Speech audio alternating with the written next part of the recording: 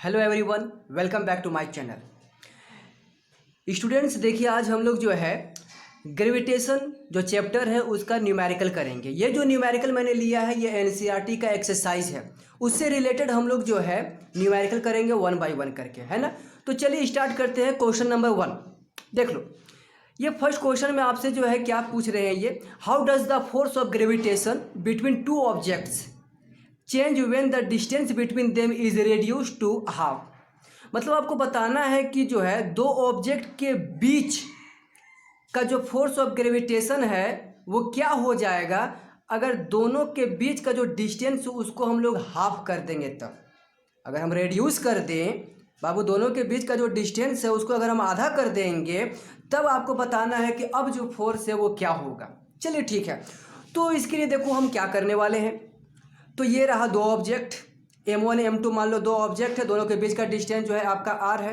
तो इसके लिए मैंने बताया है फोर्स ऑफ ग्रेविटेशन क्या होता है। ये रहा force of gravitation capital G, जो कि आपका क्या है ग्रेविटेशनल कांस्टेंट है M1 M2 and square of the distance between two objects. ठीक है, ऑल राइट। तो ये कब का है, जब दोनों के बीच का डिस्टेंस R हो। मगर मैंने क्या बताया कि दोनों के बीच का डिस्टेंस अगर जो है हम क्या करते हैं आधा कर देंगे तब देखो फोर्स क्या होगा। अब देखो फोर्स जो चेंज है उसको मैं लिख देता हूँ F dash. This is equal to, ये रहा कैपिटल G, ठीक है, mass of one object M1, mass of second object M2, और दोनों के बीच का डिस्टेंस मैंने क्या कर दिया है आधा कर दिया है R/2। तो R/2 का स्क्वायर हो जाएगा। ठीक है, इसको आगे प्रोसीड कीजिए, इसको एज इट इज लिखिए। ये क्या हो जाएगा R का स्क्वायर 2 2 जा 4। ऑल राइट, ये जो 4 है ये चला जाएगा ऊपर, हो जाएगा इसके मल्टीपल में। इसको एज इट इज लिखो Gm1 M2 by R square. ठीक है, अब यहाँ पर देखो आप जो है Gm1 M2 by R square, इसकी वैल्यू क्या है F। तो इसके जगह पर क्या रख सकते हो आप F। तो फोर्स क्या हो जाएगा F dash is equal to 4 को एज इट इज लिखिए, और इसके जगह पर क्या लिख सकते हो आप F। तो पता क्या चला बाबू कि जो आपका फोर्स है वो क्या हो गया, इनिशियल फोर्स से 4 गुना जो है बढ़ गया। मतलब शुरू का फोर्स अगर जो है जब डिस्टेंस R था, अगर दोनों के बीच का जो है फोर्स अगर वो जो है मान लो 10 था, तो अब कितना हो जाएगा। ठीक है, 10 को 4 से मल्टीप्लाई करो, क्या हो जाएगा 40 न्यूटन हो जाएगा। देख रहे हो आप। तो मैंने क्या किया, डिस्टेंस को मैंने जो है कम किया बाबू, तो फोर्स आपका जो है बढ़ गया कितना 4 टाइम्स। ठीक है, बातें समझ में आ रही है। ठीक है, चलिए अब हम लोग जो है सेकंड क्वेश्चन को जो है देखते हैं। देखिए सेकंड क्वेश्चन में आपसे क्या पूछा गया है, gravitational force acts on all objects in proportional to their masses. मतलब ये जो ग्रेविटेशनल फोर्स है ये जितने भी आपका मास है, ठीक है, उसके ऊपर जो ये फोर्स एक्ट होगा वो कैसा होगा, ठीक है, प्रोपोर्शनल में जो है काम करता है। तो आपसे ये पूछ के आ रहे हैं why then a heavy object does not fall faster than a lighter object. तब आप बताइए कि हेवी ऑब्जेक्ट जो है वो लाइटर ऑब्जेक्ट के कंपैरिजन में जो है वो जल्दी जल्दी जो है क्यों नहीं फॉल करता है। ठीक है, क्यों फास्ट फॉल नहीं करता है ये हेवी ऑब्जेक्ट, ये बताना है आपको। देखो इन्होंने सबसे पहले आपको क्या इन्होंने बोला, देखो इनके अनुसार जो है कि फोर्स, हम खुद भी जानते हैं कि फोर्स जो है वो क्या होता है। ठीक है, ऑब्जेक्ट का जो है वो डायरेक्टली प्रोपोर्शनल होता है। ठीक है, फोर्स जो है, ठीक है, M1 का डायरेक्टली प्रोपोर्शनल होता है। इस ऑब्जेक्ट का भी क्या होगा, इसका मास का जो है प्रोपोर्शनल होगा। तो फिर जो है आपको ये बताना है कि जब दो बॉडी को अगर हम जो है फॉल करते हैं फ्रीली, तो हम क्या देखते हैं कि दोनों जो है वो क्या होता है साथ में पहुंचेगा।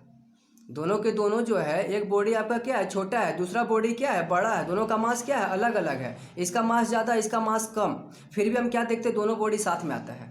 क्यों, क्योंकि दोनों के ऊपर जो काम कर रहा है वो कौन काम कर रहा है, जी क्या है acceleration due to gravity.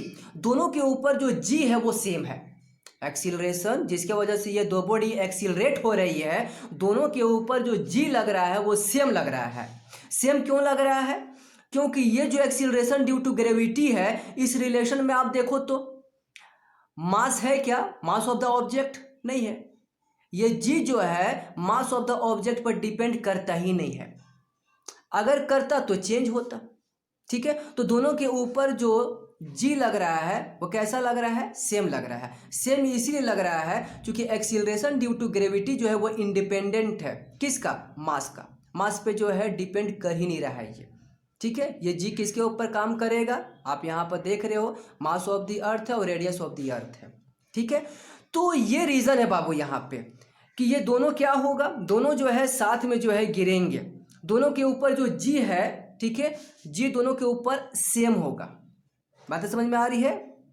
All right, इसी चीज़ को देखो मैंने लिख भी दिया है यहाँ पर कि ये जो आपका एक्सीलरेशन ड्यू टू ग्रेविटी है ये मास ऑफ द बॉडी पर डिपेंड नहीं करता है। So heavy object does not fall faster than a lighter object. इसीलिए जो है ये जो आपका हैवी ऑब्जेक्ट है ये आपका फास्ट जो है फॉल नहीं करेगा as compare to lighter object. दोनों के दोनों जो है साथ में गिरेंगे, दोनों के ऊपर जो जी है वो इक्वल है, ठीक है। बातें समझ में आ रही है? चलो ठीक है। अब क्वेश्चन नंबर हम लोग जो है 3 को जो है देख लेते हैं। देखिए तो इसमें जो है आपसे क्या पूछा गया है, what is the magnitude of the gravitational force between the earth and a 1 kg object on its surface. देख लीजिए ये है आपका जो है अर्थ, दिस इज द अर्थ, ये आपकी अर्थ है। अर्थ के सरफेस पर किसी बॉडी को रखा गया है, ठीक है। कितना है ये, तो ये है आपका जो है 1 kg का बॉडी रखा हुआ है, ठीक है। अच्छा ये जो आप देख रहे हो ये क्या है, ये है radius, radius of the earth. तो इसमें जो है आपसे पूछा गया है कि बताइए ग्रेविटेशनल फोर्स का मैग्नीट्यूड जो है क्या होगा। ये है आपका बॉडी, ठीक है, बॉडी, और ये है आपका दूसरा बॉडी जो कि आपका क्या है, अर्थ, अर्थ का ये मास है, मास ऑफ द अर्थ। ये क्या है आपका, तो ये है आपका मास ऑफ द बॉडी। तो दोनों के बीच का जो डिस्टेंस है वो क्या है, रेडियस ऑफ द अर्थ, ठीक है। ऑल राइट, तो मैंने आपको बताया भी है कि जब दो बॉडी होगा दोनों के बीच कुछ डिस्टेंस होगा तो यहाँ पर जो है हम लोग क्या करते हैं, फोर्स ऑफ ग्रेविटेशन हम लोग जो है निकाल सकते हैं, है ना। चलो ठीक है, अब यहाँ पर आप देख लो क्या कुछ दिया हुआ है। तो अर्थ का जो मास है वो जो है गिवन है, ठीक है। रेडियस, रेडियस भी देख लीजिए आप, जो है अर्थ का रेडियस जो है वो कितना है आपका 6.4 × 10⁻⁶ मीटर। अच्छा मास जो है वो क्या है बॉडी का, आप जानते हो 1 kg। तो अब क्या करेंगे, हमारे पास सब कुछ जो है गिवन है, तो बस हम रिलेशन में क्या करेंगे, इसको बाबू पुट कर देंगे, है ना। चलिए तो हम इसको जो है सब्स्टिट्यूट कर देते हैं। सब्स्टिट्यूट करने के बाद देखो जो है क्या आता है, तो ये रहा फोर्स, ठीक है। ग्रेविटेशनल फोर्स क्या है, यही universal gravitational constant ji, mass of the earth ये, अच्छा मास ऑफ द बॉडी, और दोनों के बीच का जो डिस्टेंस है वो क्या है, radius, radius of the earth ये, और इसकी अपनी वैल्यू जो है वो दी गई है ना। चलिए ठीक है, तो ये सब कुछ जो है यहाँ पर गिवन है क्वेश्चन में, आप जो है देखिए।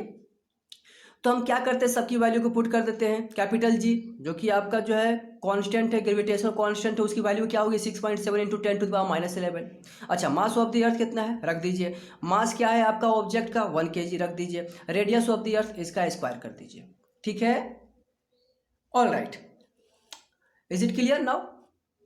ऑल राइट, अब यहाँ पर देखिए जो है इसको आप क्या करेंगे, 6.7 को यहाँ पे लिखिए जो है इसको एज इट इज, 6 को मल्टीप्लाई कर दीजिए। अच्छा यहाँ 10⁻⁻11 और यहाँ पर 10⁻24 है, तो क्या होता है, सेम क्वांटिटी होती है, मल्टीप्लाई में होता है, तो आपको पता है पावर जो है वो ऐड हो जाता है, ठीक है। अच्छा नीचे वाला जो देख रहे हो आप, इसको जो है आप इसका स्क्वायर है ना, तो इसको क्या कर सकते हैं, इसको 2 बार आप लिख सकते हो।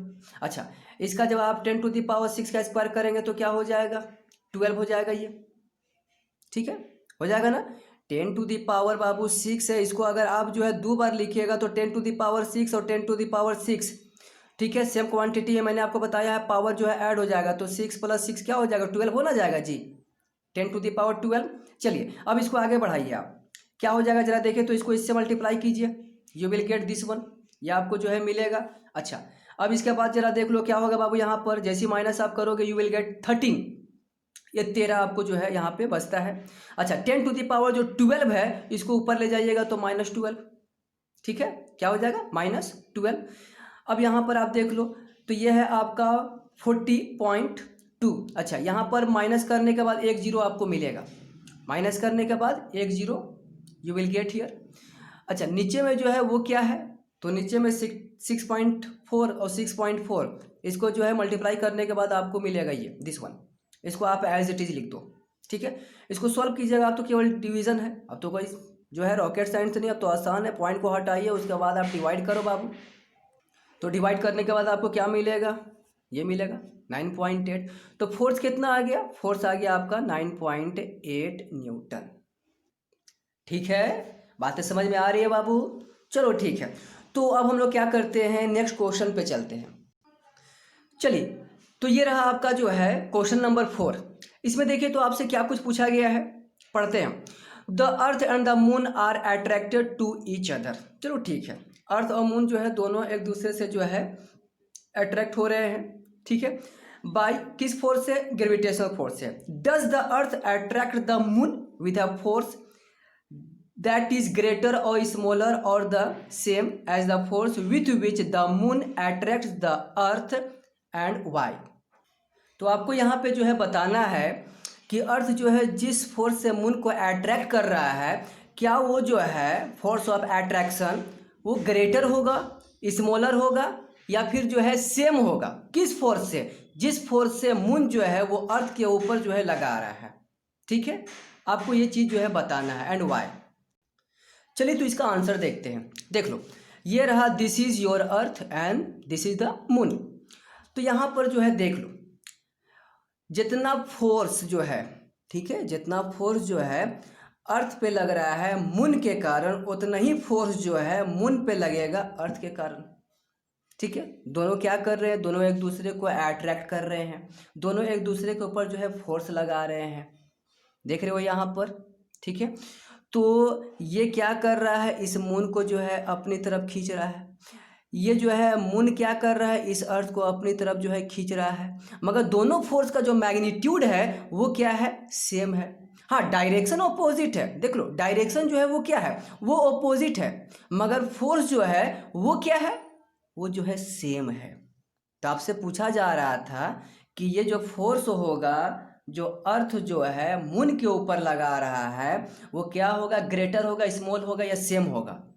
तो स्टूडेंट्स क्या होगा, सेम होगा, ठीक है। अगर ये इसके ऊपर मान लो अगर 10 न्यूटन लगा रहा है तो ये भी कितना लगाएगा, 10 न्यूटन ही लगाएगा, बस डायरेक्शन क्या होगा, डायरेक्शन ऑपोजिट होगा। माइनस साइन यहाँ पे क्या बता रहा है, माइनस बता रहा है ऑपोजिट को, कि दोनों का जो फोर्स का जो डायरेक्शन होगा वो क्या होगा, ऑपोजिट होगा। सेम चीज़ को देखो मैंने जो यहाँ पे लिख दिया है, ठीक है। तो क्या हुआ आंसर आपका, the earth attracts the moon with an equal force with which moon attracts the earth. Is it clear? बातें समझ में आ रही है बाबू? ठीक है, चलो ठीक है, तब आज के लिए हम लोग जो है इतना ही जो है छोड़ते हैं। नेक्स्ट क्लास में आगे इसको जो है कंटिन्यू करेंगे, है ना? ठीक है, अगर आपको ये वीडियो अच्छा लगा then hit the like button and subscribe the channel. इसी तरह से हम क्या करेंगे, और भी वीडियो जो है हम अपलोड करेंगे, ठीक है। चलो ठीक है, थैंक यू।